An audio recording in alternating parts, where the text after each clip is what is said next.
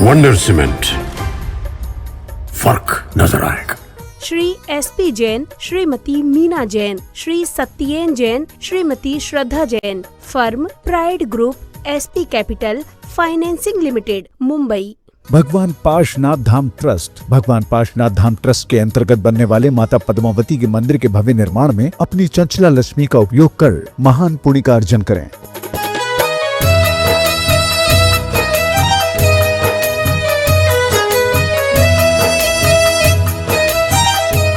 पूज्य माताजी स्वर्गीय श्रीमती अंजलि जैन जी की पुण्य स्मृति में श्री आशीष जैन, श्रीमती वैशाली जैन, बहन चैरी जैन, पुत्री प्राही जैन, पुत्र प्रणत जैन, शामली भैंसवाल वाले।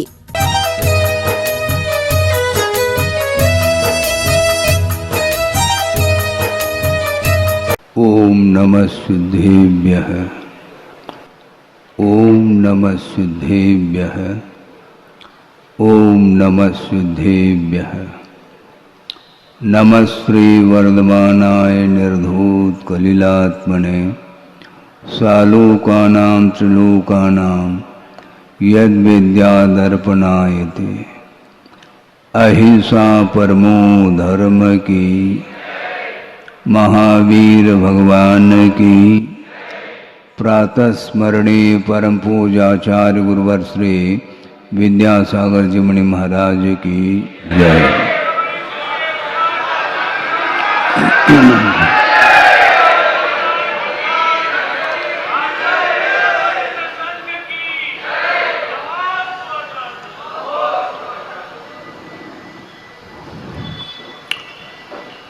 आज दशलक्षण पर्व का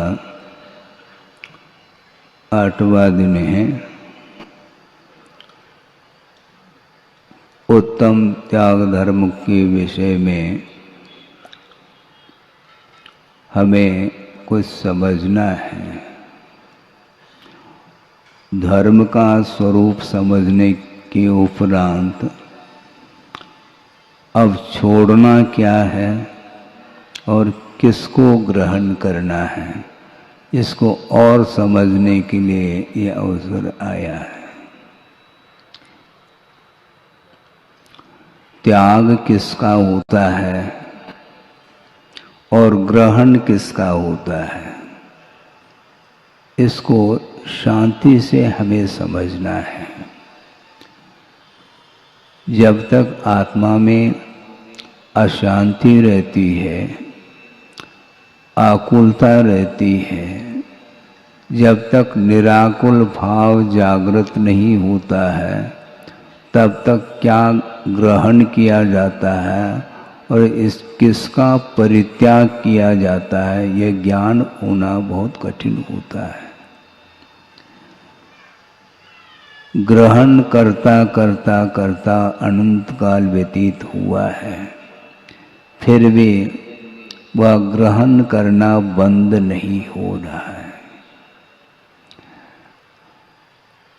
विषयों में जिसको आनंद आ रहा है वह कभी भी उसको त्याग धर्म रुचता नहीं है। जिसको विषयों में आनंद आना लगभग समाप्त जैसा हो जाता है, उसको त्याग धर्म की ओर रुचि बढ़ती है। किसका ग्रहण करना है और किसका त्याग करना है।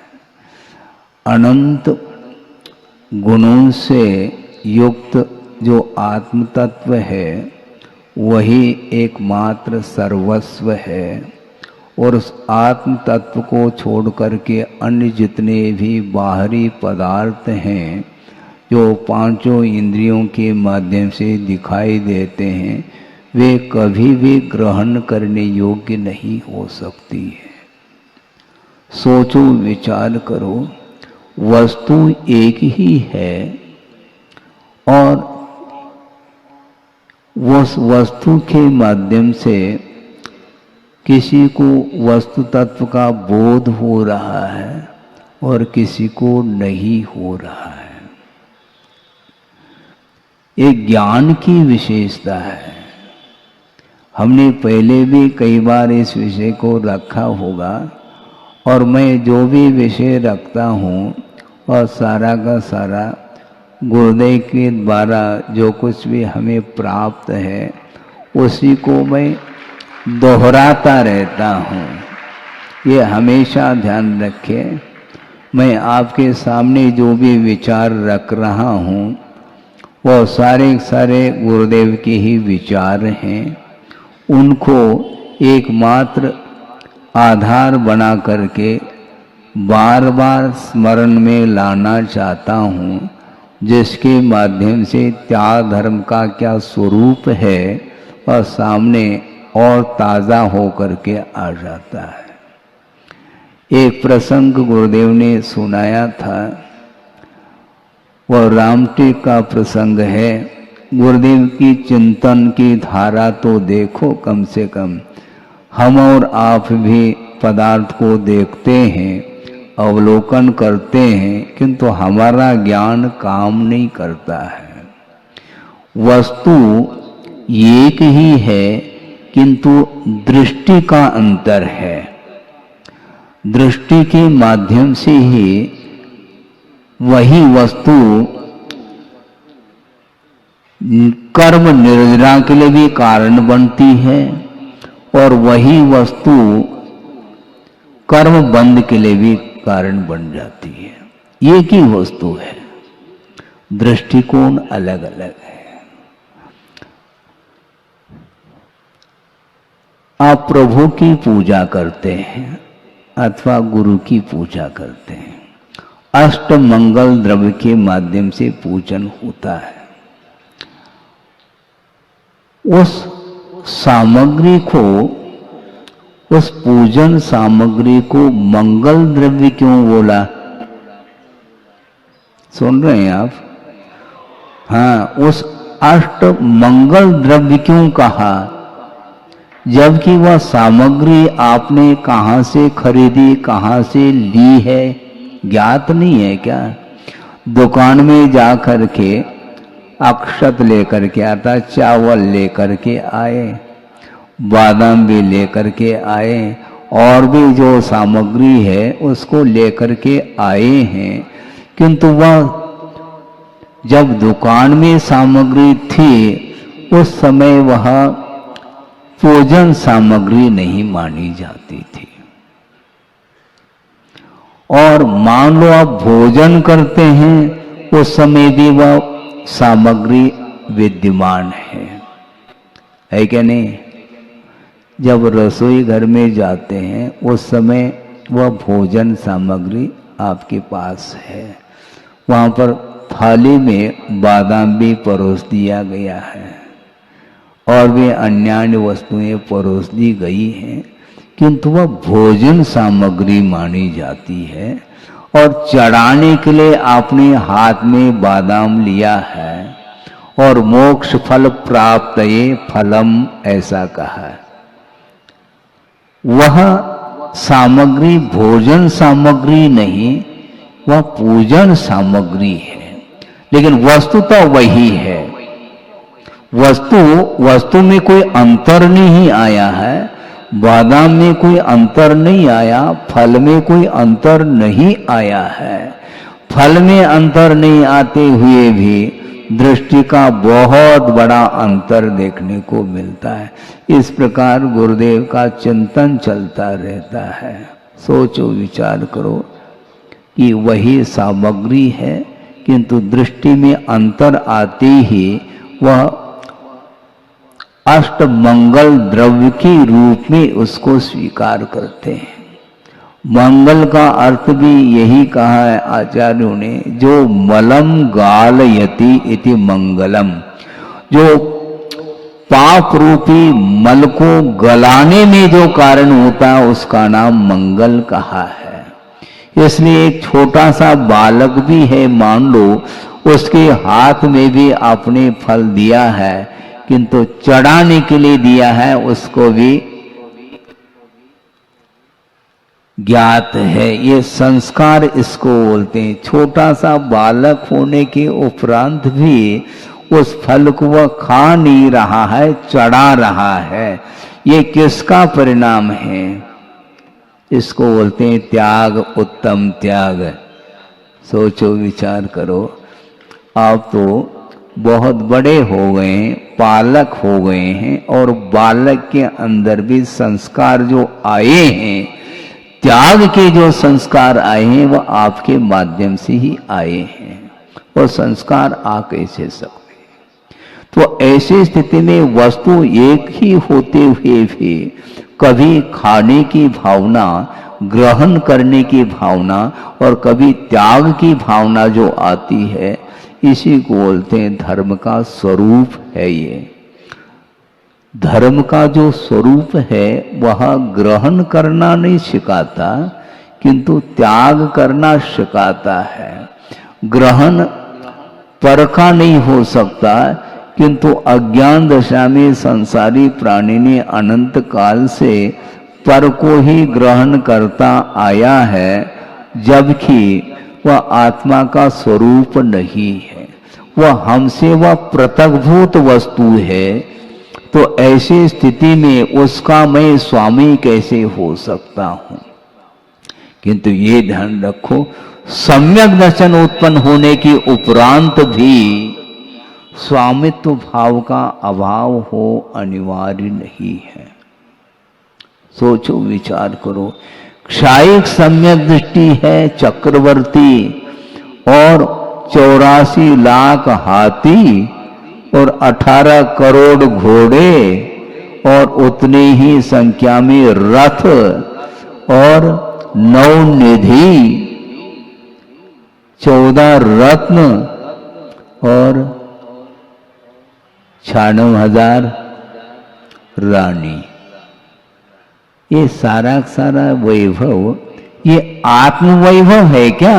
हम पूछना चाहते हैं। आपके पास एक हाथी देखने को नहीं मिलेगा, एक घोड़ा देखने को मिल जाए तो बहुत बड़ी बात है। और 18 घोड़े और 84 लाख हाथी और रथ और 96,000 रानियों के साथ उनका संबंध है। आपके पास एक रानी मिल जाए बड़ी बात है? वो भी ढंग की नहीं है। सुन रहे हैं आप? एक रानी भी मिल जाए, वह भी ढंग की नहीं। ढंग की नहीं मतलब उसमें कोई विशेष सुंदरता नहीं है। अप्सराओं के समान जिनकी रानियां हैं, 96,000 रानी, और उसके साथ वह संबंध रखता है। कौन रख रहा है? मिथ्या दृष्टि नहीं, क्षायिक सम्यक दृष्टि उसके साथ संबंध जोड़ रहा है। इसको बोलते हैं सम्यक दर्शन उत्पन्न होने के उपरांत भी श्रद्धान भले ही हो जाए कि यह पंचेंद्र की विषय हे हैं, छोड़ने योग्य हैं, त्यागने योग्य हैं, इस प्रकार श्रद्धान का विषय तो बन जाता है। इसके उपरांत भी त्याग की भावना बहुत कठिन है बंधुओं। है क्या वो उक्ति आती है, चक्रवर्ती की संपदा और इंद्र सरी के भोग काक बीट सम गिनत है। कौन? सम्यक दृष्टि लोग। इन कौन से सम्यक दृष्टि? इसको ध्यान में रखना है। यदि काक बीट के समान और कव्य के मल के समान वह सम्यक दृष्टि के दृष्टि में वह प्रतीति में आ रहा है वह वैभव, किंतु वह कौन सा सम्यक दृष्टि है हम पूछना चाहते हैं। उन वैभव के प्रति जिसका स्वामित्व विद्यमान है, वह क्षायिक सम्यक दृष्टि हो करके भी वह उन पदार्थों को वह उसके साथ संबंध जोड़ रहा है। मैं इसका स्वामी हूं, इस प्रकार की परिकल्पना उसकी छूट नहीं रही है। मिथ्या दृष्टि की तो हम चर्चा ही नहीं करते हैं, हम सम्यक दृष्टि की चर्चा करना चाहते हैं किंतु क्षय सम्य दृष्टि होने के उपरांत भी पर पदार्थ को ग्रहण करने का भाव समाप्त नहीं हो रहा है। ये अनंतानुबंधी आशा नहीं है, उसकी तो कथा ही अलग है। ये अप्रत्याख्यानावर्णी कषाय जिसके उदय से वह अनुव्रत को अंगीकार करने के भाव उसके अंदर नहीं आ रहे, महाव्रत तो बहुत दूर की बात है। सोचो, विचार करो, क्या सोचना चाह रहे हैं आप? त्याग की बात करो और उसमें भी उत्तम त्याग की बात करना चाहो, बहुत कठिन है, बहुत अत्यंत कठिन है ये छोड़ना। क्योंकि छोड़ने के उपरांत भी पुनः ग्रहण करने का भाव आ सकता है। इसलिए आचार्य कहते हैं छोड़ने के उपरांत उसको देखना नहीं। किसको? जिसको छोड़ा है उसको। मैंने इतना छोड़ा है। अच्छा, वो आपके थे क्या? है? जो हमसे वो भिन्न हैं तो उनका संबंध हमारे साथ हो कैसा सकता है? लेकिन कषाय के उदय में मोह के कारण उसके साथ वह संबंध जोड़ता ही रहता है। षटखंड अधिपति, हाँ पति बनो आप, छानो हजार रानियों के साथ संबंध रख रहा है, वह पति बना है, स्वामी बना है, लेकिन इसके उपरांत भी वह जगतपति नहीं है, ये ध्यान रखो। जगतपति बनने के लिए वैभव का परित्याग करना पड़ता है, तब कहीं जा करके वह उत्तम त्याग की आराधना करने वाला सिद्ध होता है, ये ध्यान रखो। उत्तम त्याग धर्म की आराधना करना बहुत कठिन है। छोड़ने के उपरांत भी पुनः याद आता है, मैंने इतना छोड़ा है, मैंने इतना छोड़ा है। छोड़ा कहाँ है फिर आपने? छोड़ने के उपरांत उसको भूलना चाहिए। धर्म को छोड़ा नहीं जाता, धर्म को ग्रहण किया जाता है। जो छोड़ने योग्य जो पंचेंद्रिय के विषय हैं उनको छोड़ना चाहिए। वस्तुतः ये जो धर्म है वह दो भागों में विभाजित हैं पात्र की अपेक्षा से। एक शुभोपयोग आत्मक धर्म होता है और एक शुद्धोपयोग आत्मक धर्म हुआ करता है। और शुभोपयोग आत्मक जो धर्म होता है वह परंपरा से मुक्ति के लिए कारण है। बंधुओं, ये ध्यान रखो। जो दान कर रहे हैं आप, इस दान का फल जो मिलेगा वह परंपरा से मुक्ति के लिए कारण है और साक्षात वह स्वर्ग के लिए कारण है, ऐसा कहा। विशिष्ट पुण्य का संचय करता है और उसके माध्यम से उसको वैभव मिल जाता है और इंद्रादिक पदों को वो प्राप्त कर लेता है। यहाँ पर जिसने त्याग की आराधना की है और त्याग किया है, इसके उपरांत भी यदि मान लो वह त्याग करने के उपरांत भी वह शुद्धोपयोग आत्मक धर्म की परिणति नहीं बन पाती है, तो उसके माध्यम से वह स्वर्ग को प्राप्त कर लेता है और वहाँ से यहाँ पर आकर के मुनि बन करके मोक्ष का भाजन बनता है। कुंद कुंद स्वामी ने स्पष्ट ही कहा है, अजबि तिरयन शुद्धा अपा झावून लहय इंदत्तम लोयंती देवत्तम तत्व चुदा निवदिम जंती, ऐसा कहा। आज भी रत्नत्रय की आराधना के माध्यम से इंद्र पद को प्राप्त किया जा सकता है, लौकांतिक पद को भी प्राप्त किया जा सकता है और वहां से च्युत होकर के रत्नत्रय की आराधना के फलस्वरूप मोक्ष का वह भाजन बनता है। इसको उत्तम त्याग बोलते हैं। सोचो, विचार करो। त्याग की चर्चा करना तो बहुत सरल है, किंतु त्याग करना बहुत कठिन हो जाता है। त्यागने के उपरांत भी गाड़ी रिवर्स हो सकती है। बहुत कठिन है ये। हाँ, गाड़ी रिवर्स हो सकती है और स्वयं पूज्यपाद स्वामी ने ही स्पष्ट रूप से कहा है, यत्यागाय निवर्तन्ते भोगेभ्यो यदवाप्तये प्रीतिम तत्रैव कुर्वन्ति वेश मन्यत्र मोहिन। ऐसा कहा। सोचो क्या कहा, जिसके त्याग के लिए वह भोगों से निवृत्ति लेता है। किसके त्याग के लिए? राग द्वेष मोह के परित्याग के लिए जो व्यक्ति भोगों से निवृत्ति लेता है। और किसकी प्राप्ति के लिए? वीतराग भाव की प्राप्ति के लिए, राग द्वेष मोहादि के त्याग के लिए और वीतराग भाव की प्राप्ति के लिए जो व्यक्ति भोगों से निवृत्ति लेता है, वही मोही व्यक्ति तत्रैव प्रीतिम कुर्वन्ति, पुनः उन्हीं भोगों में प्रीति करता है। सोचो विचार करो, छोड़ने के उपरांत भी पुनः जोड़ने की बात आती है। छोड़ा कहा उसने। ये भाव ऐसे क्यों होते हैं महाराज? क्यों मत पूछो, तर्क से स्वभाव रहता दूर। ये प्रकृति है, ये मोह का एक स्वभाव है।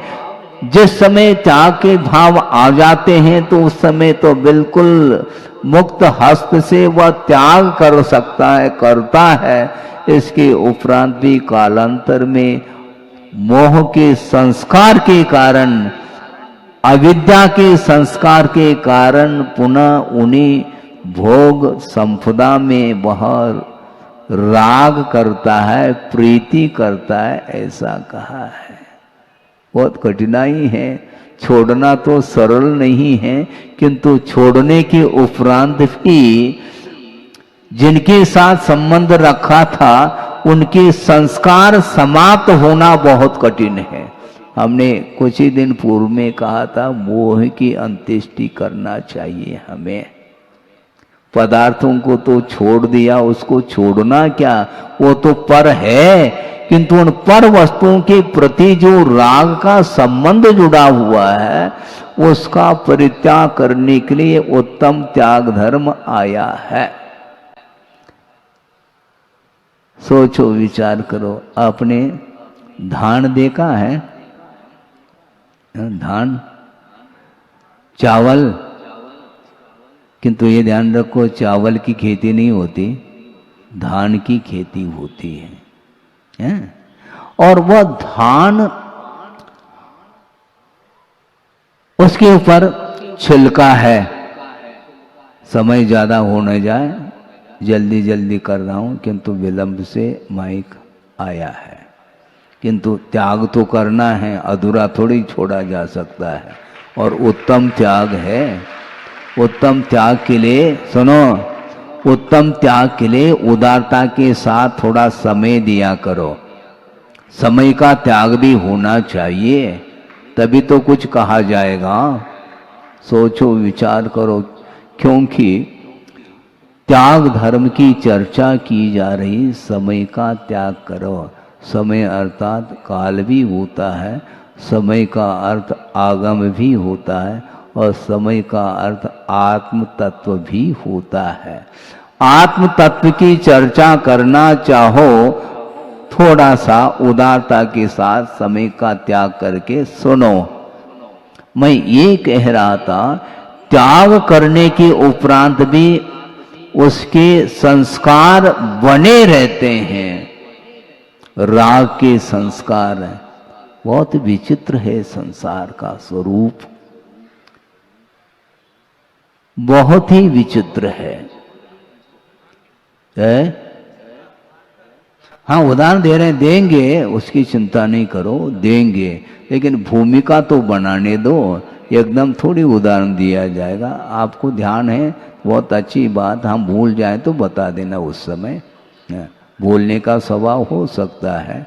मैं ये कह रहा था कि त्यागने के उपरांत भी उसके प्रति ग्रहण करने के भाव पुनः जागृत हो सकते हैं, क्योंकि अनंतकालीन यह संस्कार हैं, अज्ञान के संस्कार जो हैं वह छूटते नहीं हैं। स्वप्न में भी ग्रहण का भाव आता है, स्वप्न में त्याग का भाव आ जाए तो फिर कहना ही चाहिए, क्या कह सकते हैं। आते हैं त्याग के भाव, नहीं आ सकते, बहुत कठिन है वो। मैं उदाहरण ये दे रहा था कि धान है, धान के ऊपर छिलका है और उसके अंदर क्या है, चावल है, लेकिन चावल के ऊपर एक ललाई भी रहती है, ये ध्यान रखो। वो मूसल के माध्यम से धान को कूटा गया, धीरे धीरे कूटते हैं तो ऊपर का छिलका उतर जाता है।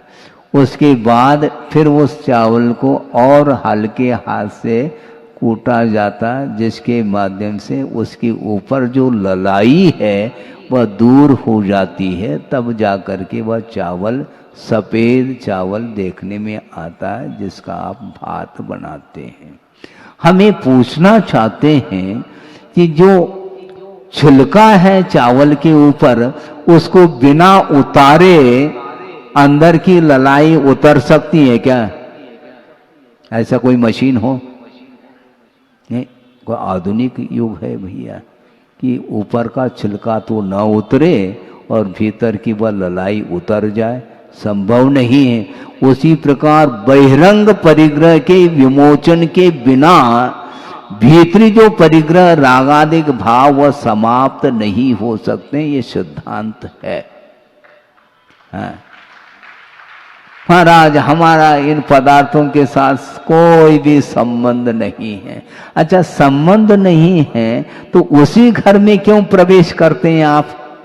हमें पूछना चाहते हैं। महाराज ये तो पर है, पर कहना तो बहुत आसान है, किंतु पर कहते हुए भी उस घर के लिए जो ताला लगाया है वह पर मान करके ताला लगाया है क्या अपना मान करके ताला लगाया? बोलो, विचार करो।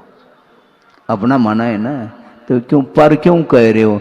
कहना बहुत आसान है, सब कुछ कहा जा सकता है, लेकिन जब छोड़ने की बात आती है तो उसमें पसीना आ जाता है। पौष के महीने में भी, जेठ के महीने में तो आता ही रहता पसीना, पौष के महीने में भी पसीना आता है कि छोड़ने की बात कहने के लिए खड़े हो जाएं। महाराज हमारी बस की बात नहीं। ठीक है, बस की बात नहीं तो ट्रेन में बैठ जाओ, और क्या। बस की बात नहीं है तो ट्रेन में बैठो।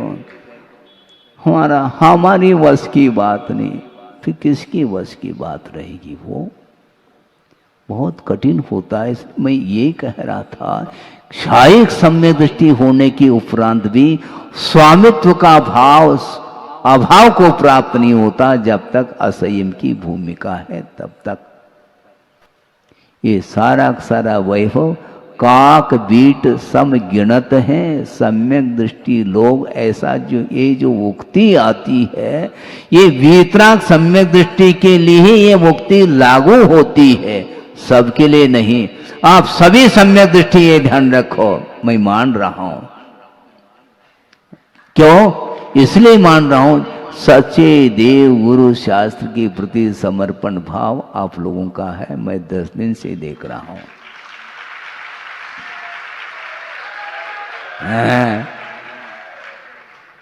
जाग रहे हैं मतलब आप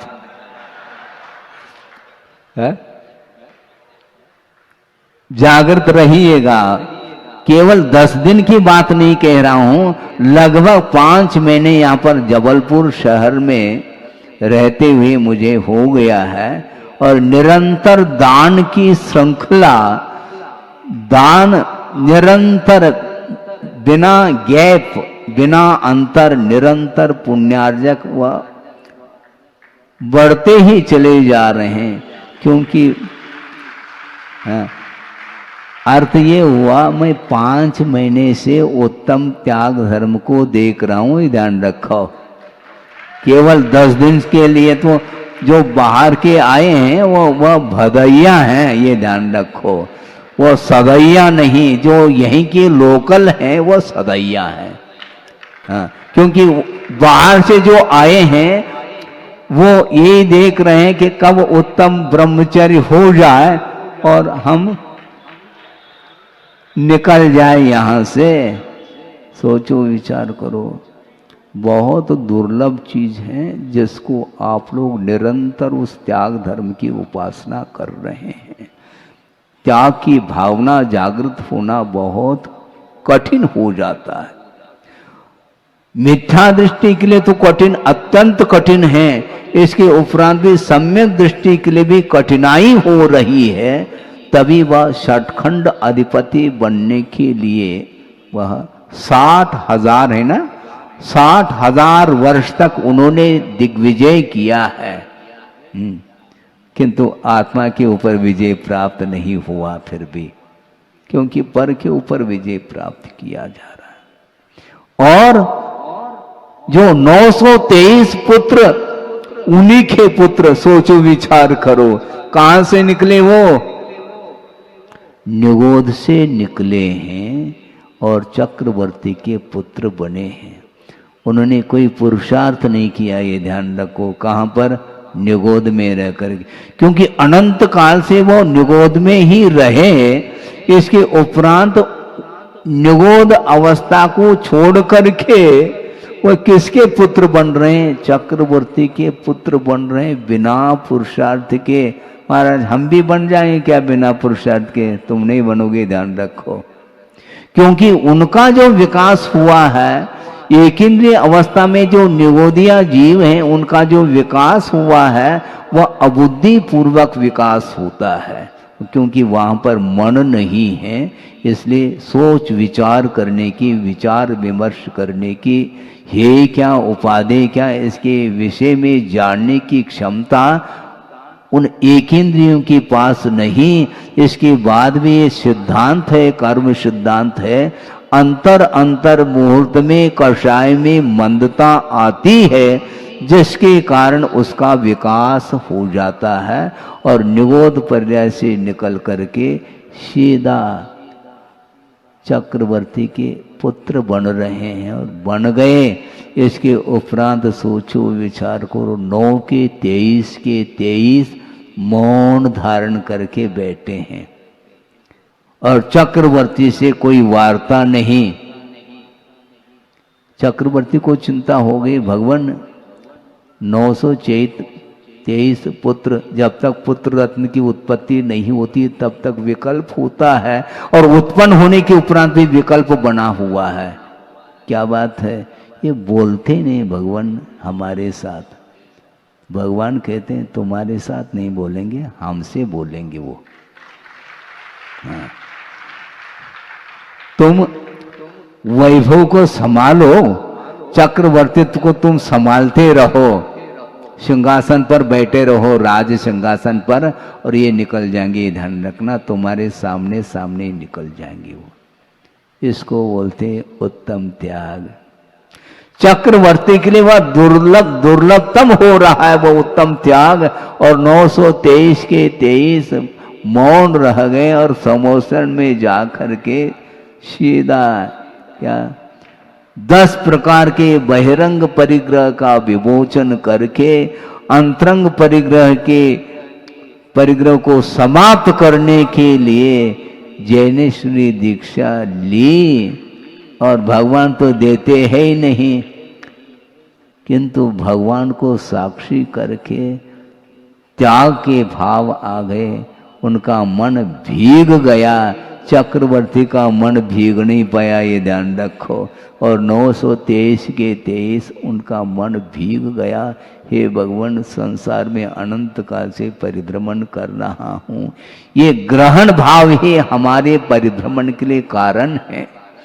अब भूल करके भी पर पदार्थ को मैं नहीं ग्रहण करूंगा, इस प्रकार का पवित्र भाव, उत्तम त्याग का भाव आ जाता है।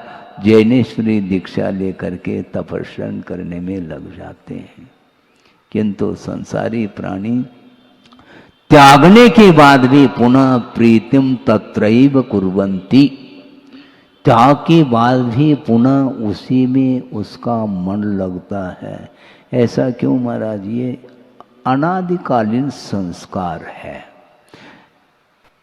वीतराग भाव की प्राप्ति के लिए और रागादिक भावों के त्याग के लिए भोगों का विमोचन किया था और पुनः कालांतर में उन्हीं भोगों में रुचि उत्पन्न होती, प्रीति उत्पन्न होती है और वीतराग भाव के प्रति द्वेष उत्पन्न होता है। ध्यान रखो, कौन? मोहिना देशम अन्यत्र कुर्वन्ति और प्रीतिम तत्रैव कुरु, भोगों में प्रीति रखता है और मोक्ष मार्ग के प्रति उसका लगाव समाप्त हो जाता है, बल्कि मोक्ष मार्ग के प्रति द्वेष भाव जागृत होता है। इसको बोलते हैं मोह का ताशिर। इससे मुख मोड़िए आप। और चक्रवर्ती क्षायिक सम्यक दृष्टि होने के उपरांत भी वह अभी भी उसको आत्मा का बोध नहीं हो पा रहा। श्रद्धान अलग वस्तु है, श्रद्धान अकाट्य श्रद्धान है, क्षायिक सम्यक दर्शन है, श्रद्धान है। पंचेंद्रिय के विषय हमारे लिए छोड़ने योग्य है और शुद्ध परमात्मा तत्व ही ग्रहण करने योग्य है। इस प्रकार अकाट्य श्रद्धान हुआ, क्षायिक सम्यक्त हुआ, इसके बाद भी चारित्र के क्षेत्र में कदम उसके नहीं बढ़ पा रहे। इसी को बोलते हैं वह अप्रत्याख्यानावरणी कषाय का जबरदस्त प्रभाव है। अनुव्रत को भी धारण करने का भाव जागृत नहीं हो रहा है। सोचो विचार करो। और 923 के 23 महाव्रती बन करके सकल संयम को अंगीकार करके उसी भव से मुक्त हो गए। आप कहां से मुक्त होंगे? जो यहाँ के हैं वह यहीं रहेंगे और जो लाडगंज के हैं वह लाडगंज चले जाएंगे, जो हनुमान ताल के हैं वह उस ताल में चले जाएंगे, भिन्न भिन्न कॉलोनी से आए वो वहां पर चले जाएंगे। और मान लो आउट ऑफ जबलपुर के हों तो वो बाहर चले जाएंगे, बाउंड्री वाल की बाहर। वो होता ऐसा ही है। क्या कर सकते हैं? बहुत दुर्लभतम वस्तु है बंधुओं। संयम को अंगीकार करना, त्याग को स्वीकार करना बहुत कठिन होता है।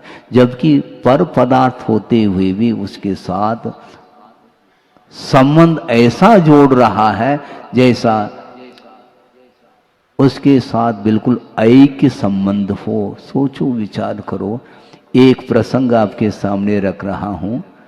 गुरुदेव की निरीहता, आप अलर्ट हो जाइए। गुरुदेव की निरीहता तो देखो। किसी ने कहा कि महाराज आपका संग सबसे बड़ा है। हमारे लिए कहा था उन्होंने, उन्हीं के लिए हम कहना चाहते हैं महाराज आपका संग तो बहुत बड़ा है, सबसे बड़ा है। अन्य संग की अपेक्षा से आपका जो संग है उपसंग बहुत बड़ा है महाराज। उनको कहा तुम भूल रहे हो, ये मेरा संग नहीं, मैं संगस्थ हूं।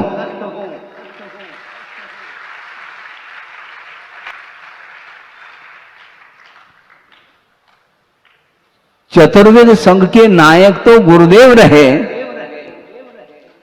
और मेरा कौन सा संग हो सकता है? इस मेरे तेरे को ही समाप्त करना है। इसी का नाम उत्तम त्याग माना जाता है।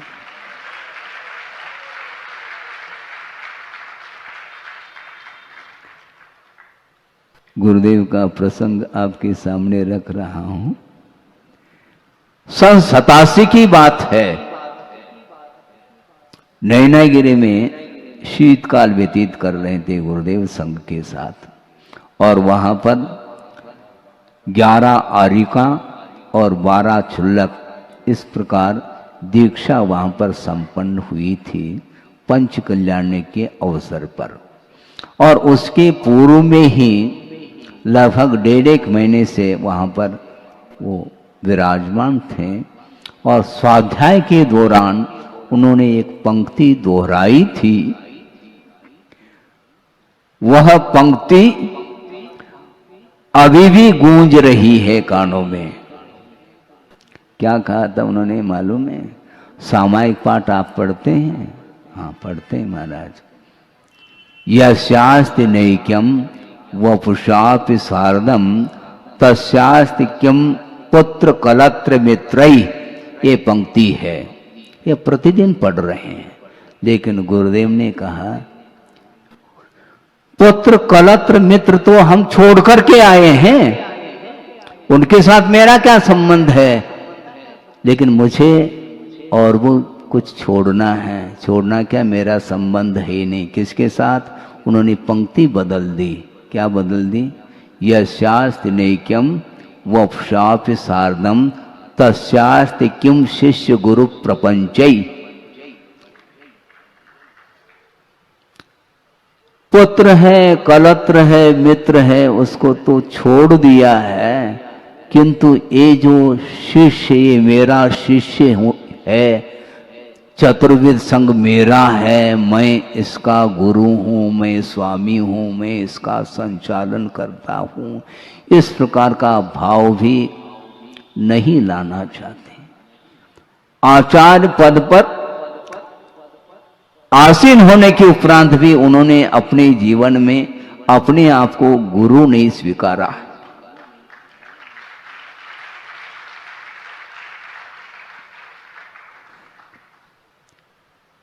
मैं समझता हूं इसलिए नहीं स्वीकारा होगा क्योंकि उनके हृदय में आचार्य ज्ञान सागर महाराज थे।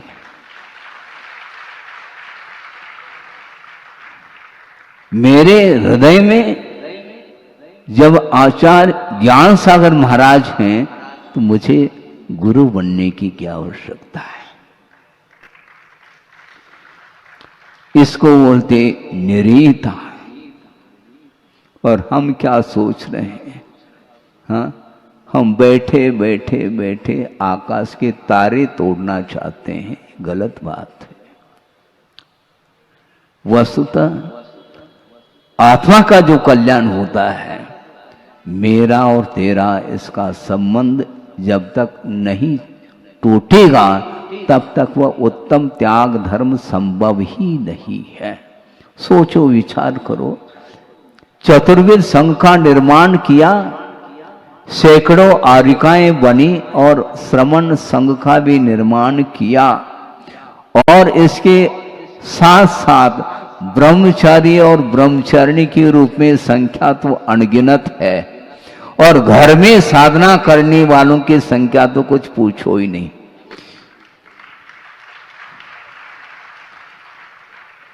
इतना विशाल संघ का निर्माण करने के उपरांत भी जलते भिन्न कमल है, इसी को बोलते हैं। कोई भी लिप्तता नहीं, कोई संबंध नहीं, क्योंकि केवल कर्तव्य करना है। उनके अंदर निरंतर कर्तव्य का भाव ही बना रहता था। उनका ये कहना है कि आचार्यों ने, आगमकारों ने यही कहा है, जिस प्रकार तुम अपना आत्मकल्याण करना चाहते हो, उसी प्रकार कोई दूसरा मुमुक्षु भव्य कल्याण करने के लिए आता है, मान लो, तो कर्तव्य के दृष्टि से उसका कल्याण कर लेना चाहिए। केवल कर्तव्य, कर्तृत्व के लिए कोई स्थान नहीं। मैंने किया, क्या तुमने किया? मैंने कुछ नहीं किया, क्योंकि बड़े बड़े आचार्य गए हैं और उनके सामने मैं क्या कर सकता हूँ। इसलिए बार बार प्रतिपल वो अपने गुरुदेव का स्मरण करते हुए कर्तव्य का पालन करते रहे। 50-55 साल तक उन्होंने कर्तव्य का ही पालन किया, और कर्तव्य का ही बहुत दिया है उन्होंने। ये ध्यान रखो, कर्तृत्व के लिए नहीं, क्योंकि कर्तृत्व ही संसार के लिए कारण है। इसी का नाम सत्ता। सत्ता का अर्थ क्या? आधिपत्य।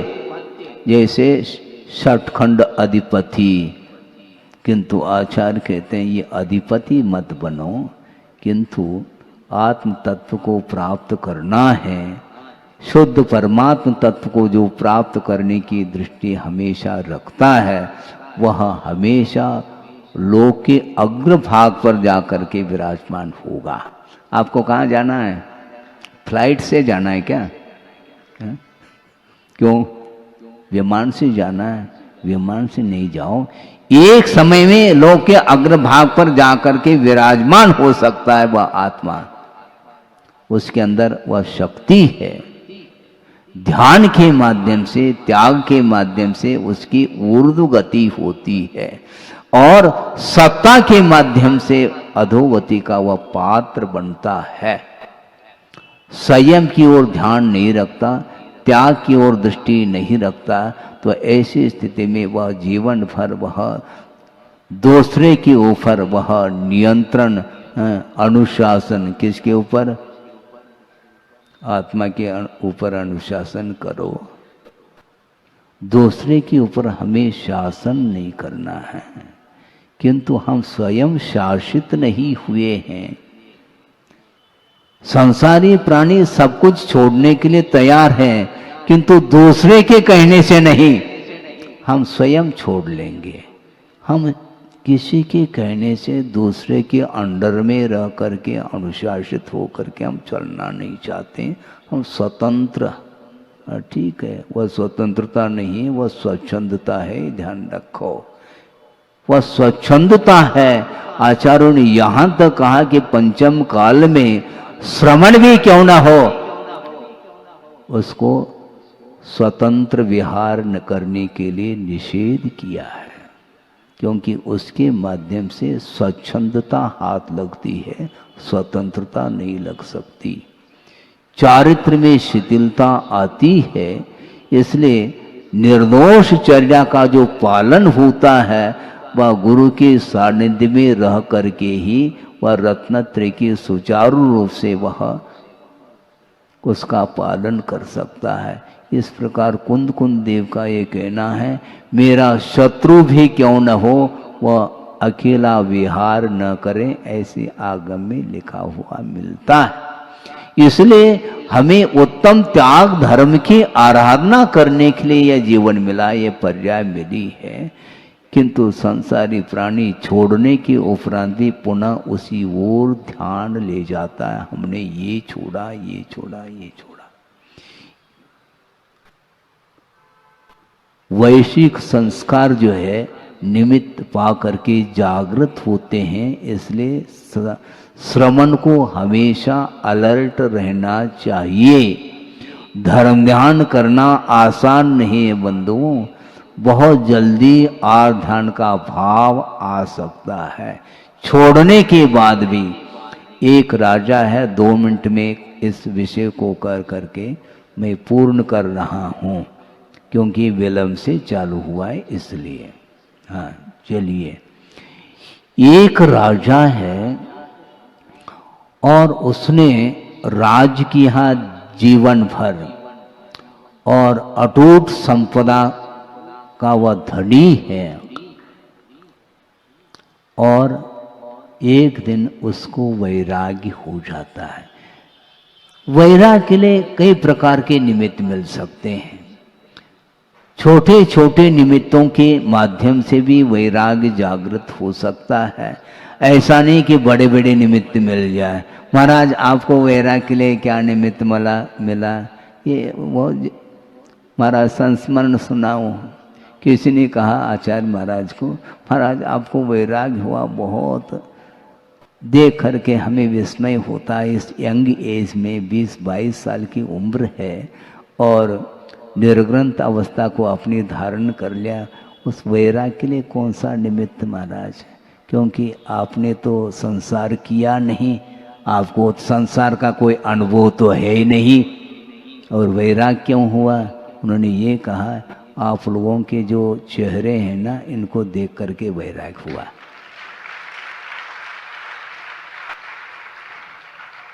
सोचो, शादी करने के उपरांत, विवाह संबंध करने के उपरांत भी चेहरे फीके फीके नजर आ रहे हैं, इसलिए इसमें प्रवेश करना ठीक नहीं है। क्योंकि पहले कीचड़ में पैर डालो फिर बाद में धोते फिरो, इसके अपेक्षा से पहले से निकलना अच्छा है। हाँ,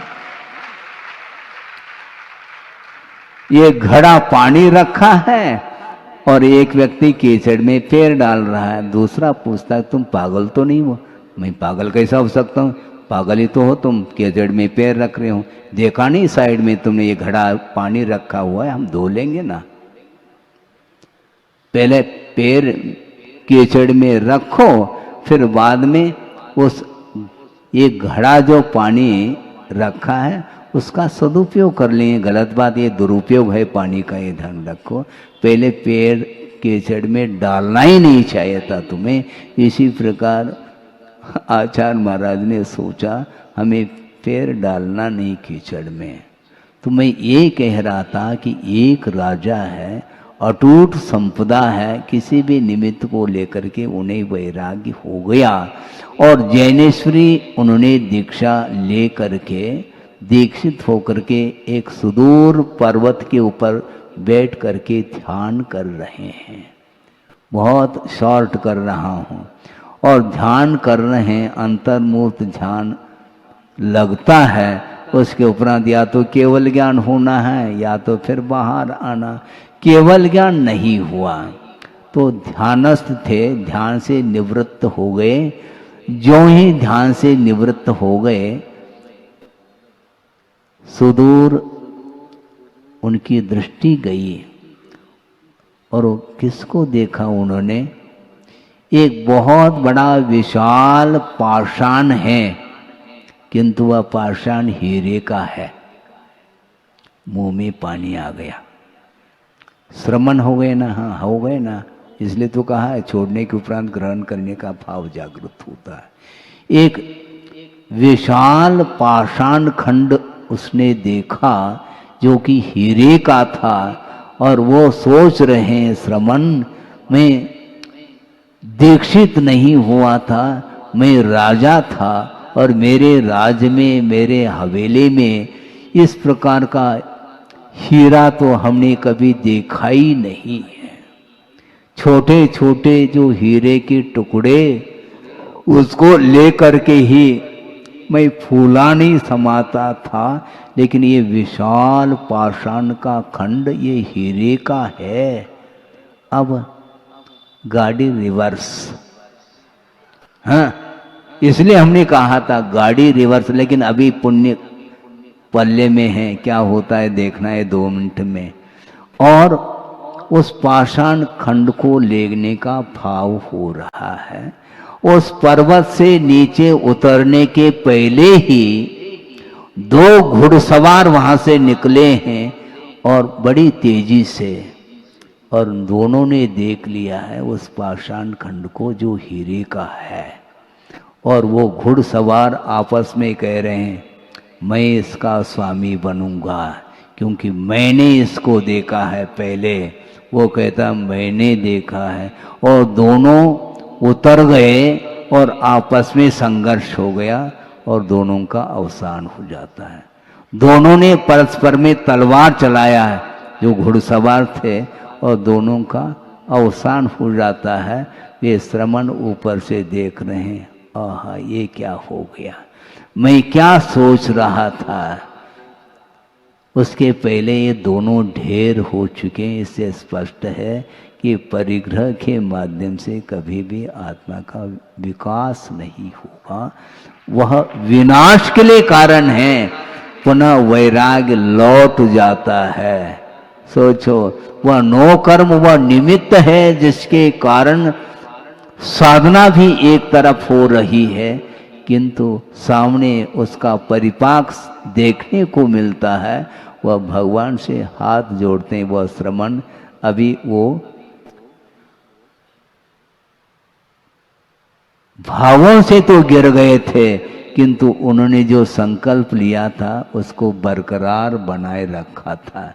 अभी वो उन्होंने वस्त्र धारण नहीं किया था, केवल उन पदार्थों के प्रति एक भाव जागृत हुआ था कि इसको मैं ले लूं, किंतु सामने वह दृश्य देखने को मिला। वो सोचते हैं कि भूल करके भी इस प्रकार हमें परिणाम नहीं करना। हमेशा बाहरी पदार्थ ही वो रुलाता है और बाहरी पदार्थ ही आपको हंसाता रहता है। ये दोनों परिणति, राग और द्वेष की जो परिणति है, ये मोह के बिना संभव नहीं है। इसलिए तत्काल उन्होंने अपने आप को संभाला और इतना संभाला कि अंतर्मूर्त में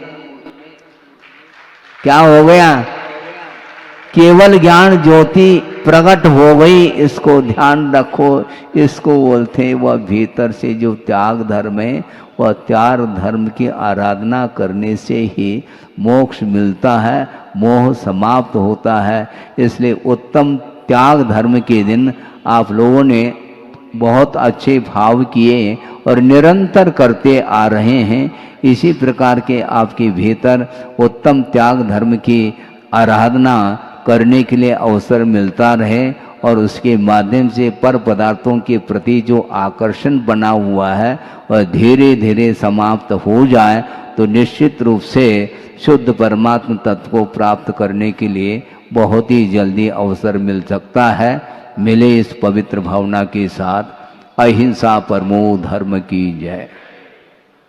बोधि समाधि परिणाम शुद्धि स्वात्मोपलब्धि शिव शोक सिद्धि चिंतामणिम चिंतित वस्तुदाने वाम वंद मानस्य ममास्तु देव। परम पूजाचार्य गुरुवर श्री विद्यासागर जी मुनि महाराज की जय। इस कार्यक्रम के पुण्यार्चक थे वंडर सीमेंट, फर्क नजर आएगा। Shri SP Jain, Shrimati Meena Jain, Shri Satyen Jain, Shrimati Shraddha Jain. Firm Pride Group, SP Capital Financing Limited, Mumbai. भगवान पार्श्वनाथ धाम ट्रस्ट। भगवान पार्श्वनाथ धाम ट्रस्ट के अंतर्गत बनने वाले माता पद्मावती के मंदिर के भव्य निर्माण में अपनी चंचला लक्ष्मी का उपयोग कर महान पुण्य का अर्जन करें।